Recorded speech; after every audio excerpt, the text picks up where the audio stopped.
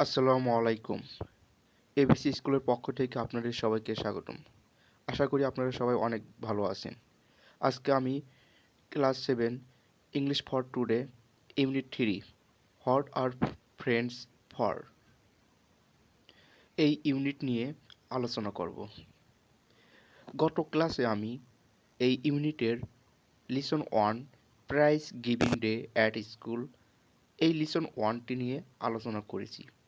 যারা ভিডিওটি দেখেননি তারা অবশ্যই ভিডিওটি দেখে আসবেন। আজকে আমি লিসন 2 নিয়ে লিসন 2র এ পার্ট এবং এর সাথে যে কোশ্চেনগুলো আছে এই কোশ্চেনগুলো নিয়েও আমি আলোচনা করব। তো এখন আমরা লিসন 2 প্রথমে আমরা লিসন 2র যে মূল ওয়ার্ডগুলো দেওয়া আছে সে ওয়ার্ডগুলো সহ যে শিরোনামটি এই শিরোনামটি ভালোভাবে আগে বোঝার চেষ্টা করব।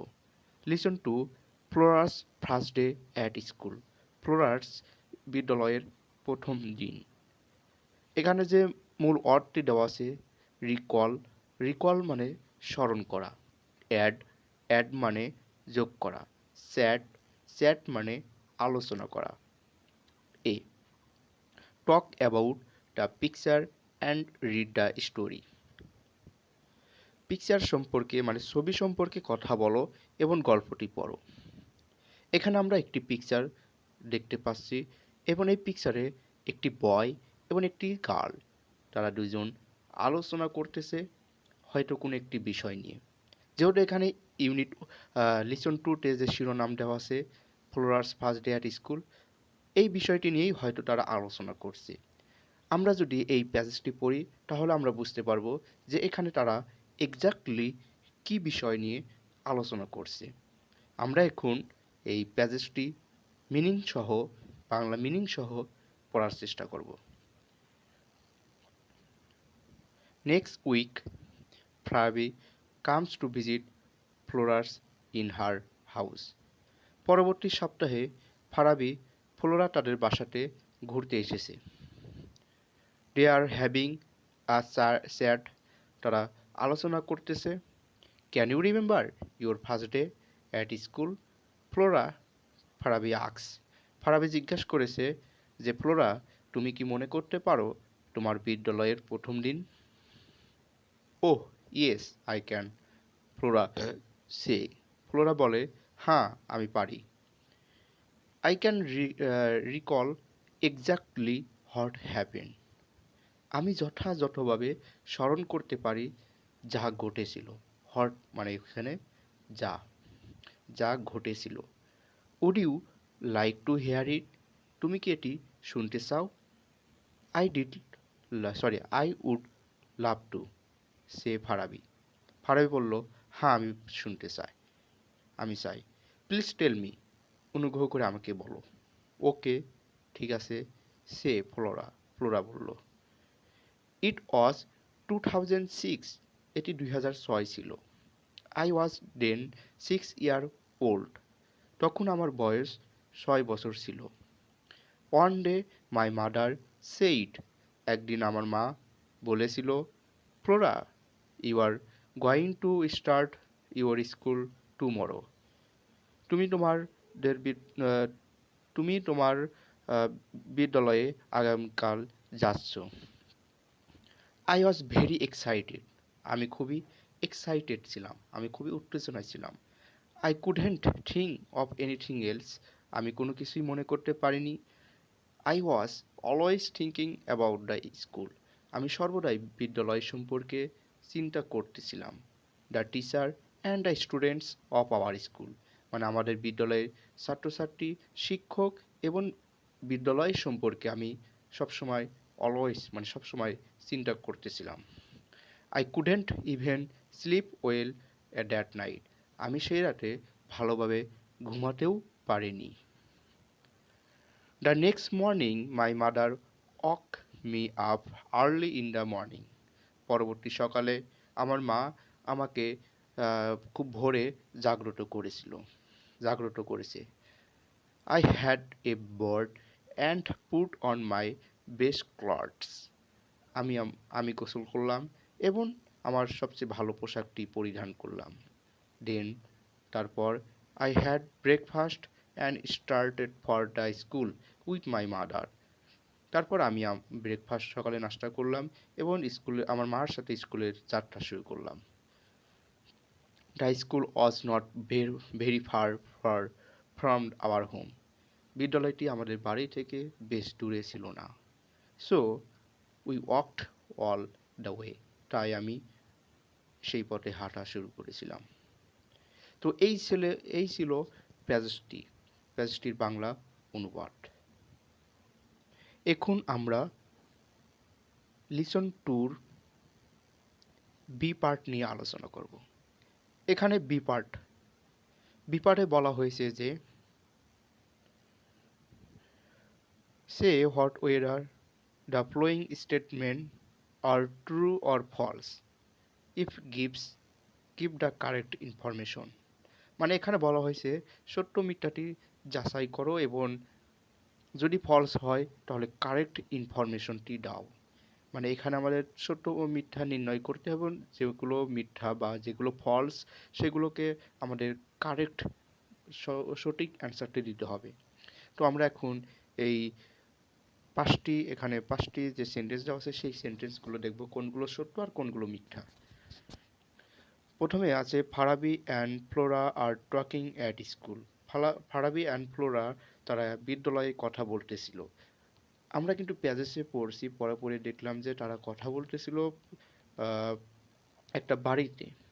ফারাবি ফ্লোরাদের বাসায় বসে কথা বলতেছিল। তারা কিন্তু স্কুলে নয়, তারা কিন্তু বাসার ভিতরে কথা বলতেছিল। সো এটি কিন্তু ফলস হবে, এফ হবে। এটি এফ বা ফলস হবে। এটি আপনার কারেক্ট অ্যান্সার এখান থেকে করে নিতে পারেন এই প্যাসেজ থেকে। এরপর বি নাম্বার বলা হয়েছে যে Flora is talking about her school. Flora তার বিদ্যালয় সম্পর্কে কথা বলতেছিল। হ্যাঁ, ফ্লোরা তার বিদ্যালয় সম্পর্কেই কথা বলছিল। এখানে আমরা এটি ট্রু লিখতে পারি। এরপর 3 number Flora first went to school at the age of 6। ফ্লোরা প্রথম বিদ্যালয়ে গিয়েছিল তার বয়স যখন 6 বছর ছিল। এটাও সত্য, এটাও ট্রু লিখবো আমরা, কারণ তার বয়স 6 ছিল যখন সে স্কুলে যায়। Her mother dress her in the best cloth. তার মা তাকে সবচেয়ে ভালো পোশাকটি পরিধান করে দিয়েছিল। এখানে আমরা দেখেছি প্যাসেজে যে সে নিজেই তার ভালো পোশাকটি পরিধান করে এবং সে নিজেই কিন্তু গোসল করেছে। সো এটি হলো আমরা লিখব ট্রু, সরি এ ফলস, এটি আমরা ফলস লিখব। এরপর 5 number Flora walked to school. Flora স্কুলে হেঁটে যাচ্ছিল। তো ফ্লোরা স্কুলে হেঁটে যাচ্ছিল, এরাও সত্য, আমরা এটা লিখব ট্রু। তো এই ছিল বি এর অ্যান্সারগুলো যদি আপনারা নোট করতে না পারেন তাহলে অবশ্যই কমেন্ট করবেন, আমি কমেন্ট বক্সে সেগুলো নোট করে দেব। এরপর সি নাম্বার কোশ্চেন নিয়ে আমরা এখন আলোচনা করব। সি নাম্বার বলা হয়েছে fill in the blanks with suitable word. Fill in the blank, শূন্যস্থানগুলো পূরণ করো এবং যথাযথ শব্দগুলো ব্যবহার করে। Flora is a student, Flora একজন ছাত্র। শি ইজ ক্লাস 7, আমরা জানি সে ক্লাস 7-এ পড়ে। যেহেতু ক্লাস 7 পড়ে, ক্লাসের আগে ইন বসাতে হয়। তাহলে আমরা এখানে লিখব she is in class 7। She can remember her, সে সেটা স্মরণ করতে পারে dash day at school even today, মানে আজও সেই স্কুলে সেই দিনগুলো স্মরণ করতে পারে। মানে সেই দিন বলতে সেই স্কুলের সেই ফার্স্ট ডে, প্রথম দিনগুলো স্মরণ করতে পারে। তাহলে এখানে আমরা লিখব ফার্স্ট। এরপর she dash to school in 2006, সে 2006 সালে স্কুলে গিয়েছিল। তো এখানে আমরা গিয়েছিল এর ইংলিশ লিখব গো থেকে ওয়েন্ট, এখানে আমরা ওয়েন্ট লিখব, WENT ওয়েন্ট লিখব। এরপর her mother dash her to school, তার মা তাকে স্কুলে নিয়ে গিয়েছিল। তো এখানে তার মা তাকে স্কুলে এখানে নিয়ে গিয়েছিল, এখানে আমরা লিখব টুক, TOOK টুক, নিয়ে গিয়েছিল, টেক থেকে টুক। এরপর the school was dash a long way, তাদের স্কুলটা কিন্তু দূরে ছিল না, এখানে আমরা লিখব ওয়াজ নট ফার ওয়ে, এটা লিখব। এখানে কিন্তু অ্যান্সারটাও আছে যে ওয়াজ নট ভেরি ফার, এটা আমরা এখানে বসাতে পারি যে ওয়াজ নট ভেরি ফার।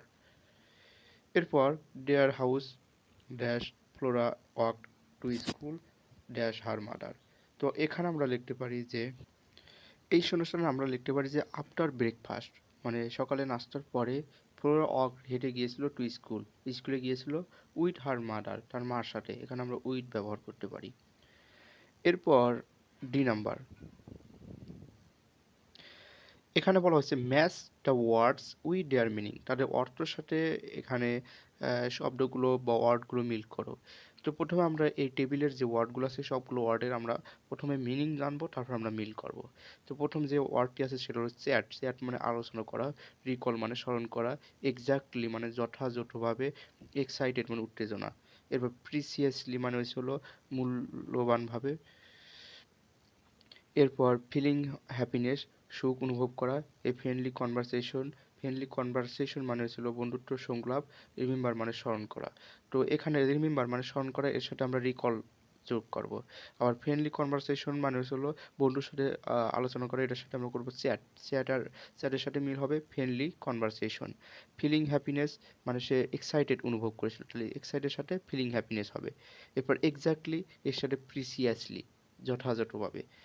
তো এই ছিল ডি এর ওয়ার্ডের সাথে মিনিং ওয়ার্ড আর মিনিংয়ের মিলকরণ। এর পরবর্তী ক্লাসে আমি এই এফ নাম্বার নিয়ে আলোচনা করব। আজকে এই পর্যন্ত।